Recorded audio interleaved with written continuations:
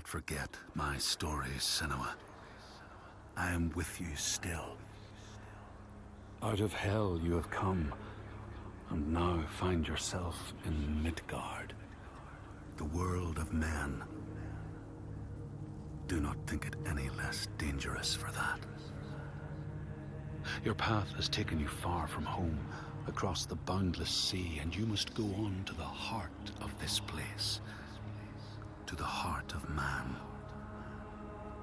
You have seen how the Northmen journey out to conquer, and this is one of their lands, as icy dark as Niflheim, yet as fiery as Muspel.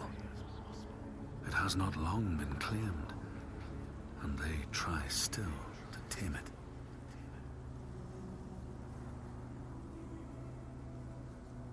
The Skald's verse speaks of a man called Grettir the Strong. A strange and bloody life he led.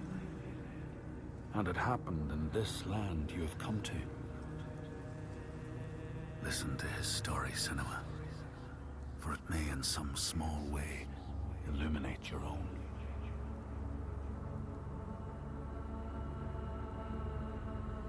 The Skalds say that in Grettir's time, a nearby farm was plagued by hauntings.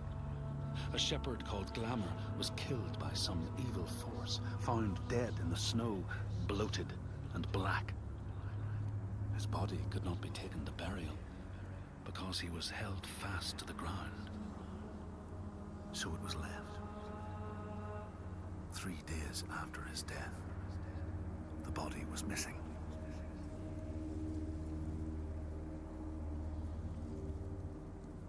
The Skalds tell how the revenant Glamour roamed the settlements, terrifying all those who lived there. Each one he killed, in turn, rose to walk beside him. Thus, evil begets evil. But the man Grettir was proud and overbearing, and thought the Droiger no match for his strength.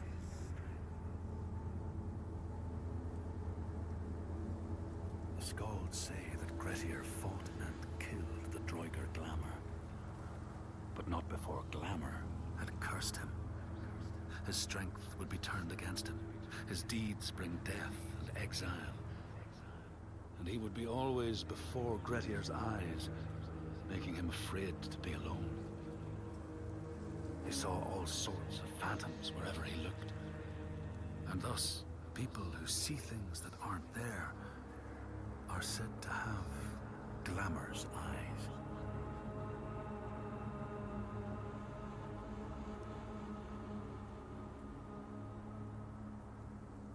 The Skalds tell how in the time of Grettir's kinsman Thorgrim, there was a terrible famine. No crops could be grown, and the fish fled the nets. It lasted years, and the people were desperate. There was no respite even in spring, since terrible gales from the north would rise up and set in for weeks. This is a cold and unforgiving land, Senua.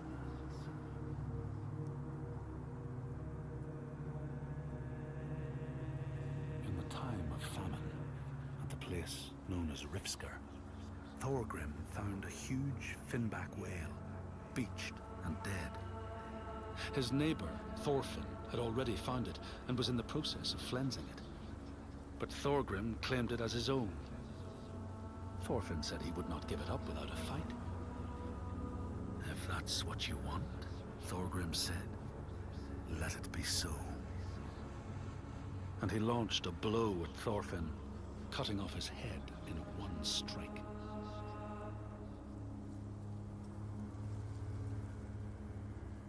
The Skalds say that the neighbors fought, armed only with the knives and axes they had brought to cut up the whale, even picking out the whale ribs to beat down their enemies. Thorgrim's men had loaded their boats with whale meat, but as they went to leave, one of their opponents struck Thorgrim's brother a fatal blow. And this is how hunger fates desperate men to come to blows, striking out against one another to survive.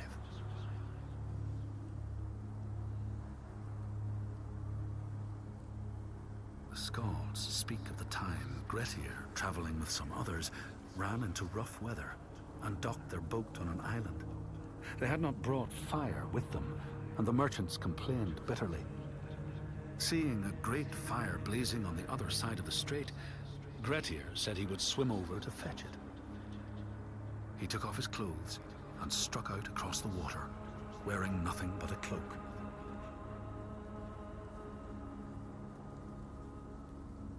When Grettir came to the farm where the fire was burning, all was peaceful. By the time he reached them, his cloak was frozen stiff, and he looked like nothing more than some huge troll. The frightened farmhands struck out at him with the first things to hand, the burning logs from the fire. Grettir fought them off and got the fire he sought. But the sparks from the logs spread fire all over the house, and nobody survived the blaze.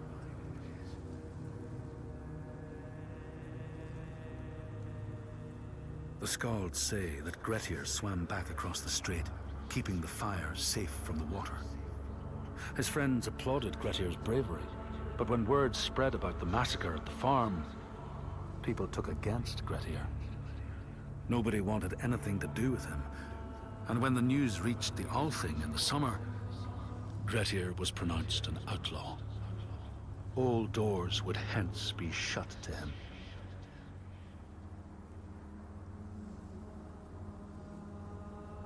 The Skalds speak of how Grettir, now an outlaw, took rest on the island of Haramsoi with a man called Audun. Grettir saw a great yellow glow like a fire rising from the ground. Audun told him it was coming from the burial mound of Kar the Old, who ever since he died had haunted the island, and warned him to stay away.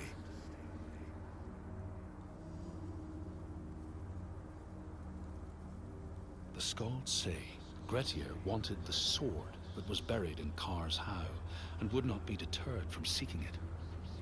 He broke the mound open and started digging until he reached the timber props. By this time it was night.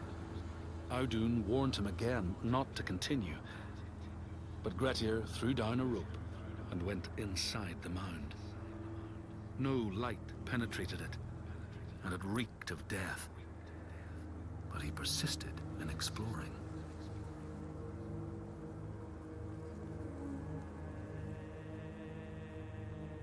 Grettir found the sword he was seeking, Kar's loom, buried in the grave mound. He went to leave, but before he could reach the rope, something grabbed him from behind, and Grettir realized the mound dweller would not let his treasure go. The two fought ferociously until Grettir got the advantage and chopped off the revenant's head. But Kar's loom would prove his undoing, fated to be the sword that killed him.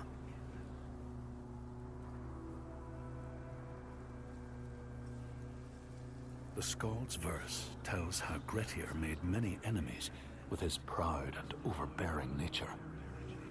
Always quick to anger, his strength and fighting prowess meant that even the most trivial of quarrels met a fatal end.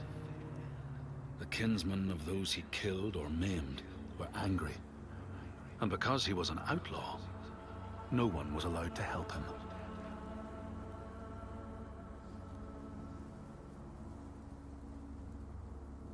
The outlaw Grettir fled to the island of Drangi. His enemies knew he was there, but he was still so strong and fierce, nobody could shift him. Thorbjorn, first among his foe, sent his foster mother to see Grettir. She was a Seithkona and very wily. She enchanted a tree branch and sent it to wash up on Drangi. Grettir tried to cut it up for firewood, but his axe flew back and struck him in the leg. The wound blackened and festered, and Grettir feared his time was close.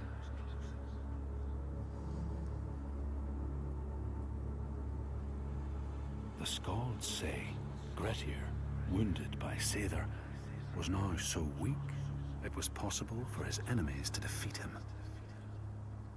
Under cover of night, Thorbjorn and his men attacked his shelter. They tried to disarm him, but he clung so firmly to his sword, Kar's loom, that they had to cut off his arm to get it free. Then they used his sword to cut off his head, and the land's mightiest outlaw was dead.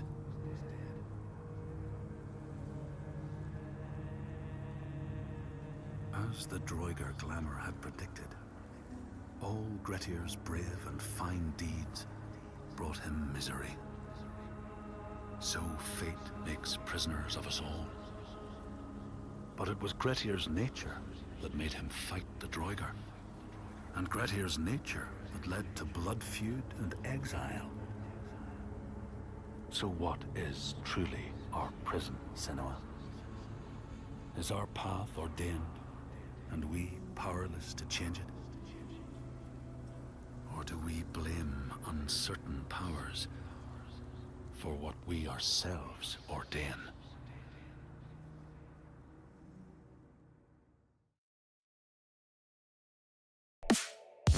Si te gustó el video, no te olvides de suscribirte al canal, y si ya estás suscrito, no te olvides de picarle a la campanita de notificaciones para que te llegue una notificación cada vez que yo suba un nuevo video.